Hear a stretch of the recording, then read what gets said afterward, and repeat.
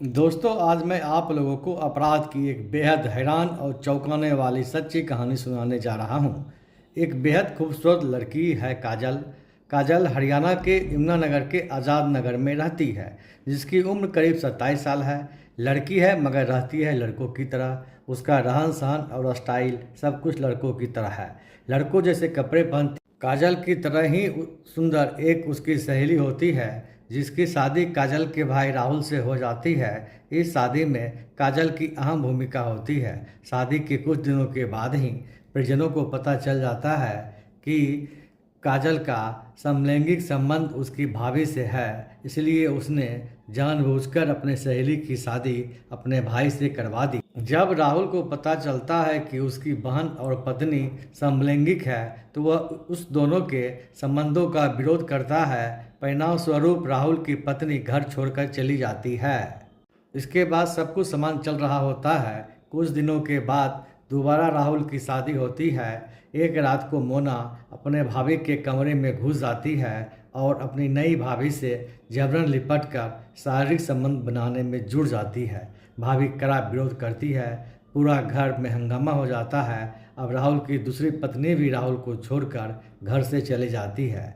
घर में सिर्फ 3 लोग रहते हैं। मोना इंस्टाग्राम पर भी वीआईपी नवाब के नाम से अकाउंट पर रील्स बनाकर डालती है। यहाँ तक तो सब ठीक ठीक है, लेकिन पिछले हफ्ता 23 जून की शाम घर में काजल की मां मीना देवी, जिनकी उम्र 45 साल है, और भाई 23 वर्षीय राहुल की निर्मम हत्या हो जाती है। मोना ही सबसे पहले लाश देखती है और खुद पड़ोसियों और डायल 112 को कॉल कर पुलिस को अपनी मां और भाई के कत्ल की सूचना देती है। पुलिस मौके पर रात पर पहुंचती है।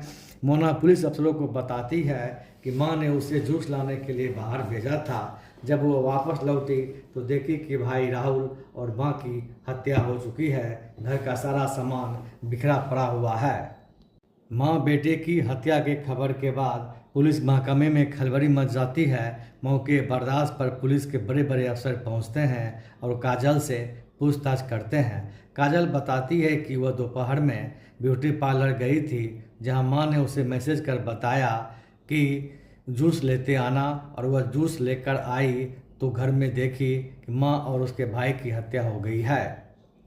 घर में सॉफ्ट इंट्रीग था। इस वजह से पुलिस अफसरों को शक था कि मारने वाला परिचित ही है। पुलिस अब घर में लगे इकलौते सीसीटीवी फुटेज को देखती है तो पाती है कि घर में लगा सीसीटीवी कैमरा बंद है। मां और इकलौते भाई की हत्या के बाद भी काजल के आंखों में आंसू नहीं था, न ही उसके चेहरे पर किसी प्रकार का गम दिखाई दे रहा था। पुलिस को काजल पर शक गहराने लगा और पुलिस ने जब काजल से पुलिसिया तरीके से पूछताछ की तो उसने बताया कि उसने अपने ममेरे भाई के साथ मिलकर अपनी मां और भाई की गला दबाकर और फंदा लगाकर हत्या की है।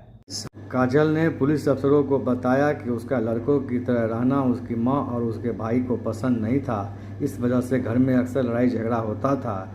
इधर उसके ममेरा भाई क्रिस और मां के बीच संबंध ठीक नहीं था। संपत्ति का विवाद था। इसी वजह से उसने 2-3 महीना पहले अपने भाई क्रिस से दोस्ती की और साजिश के तहत मां और अपने भाई को मार दिया और पुलिस को गुमराह करने के लिए लूट के दौरान हत्या की कहानी गढ़ी। पोस्टमार्टम रिपोर्ट, मोहल्ले में लगे सीसीटीवी कैमरा और टावर की लोकेशन ने भी साबित कर दिया कि दोनों ने मिलकर ही हत्या की है।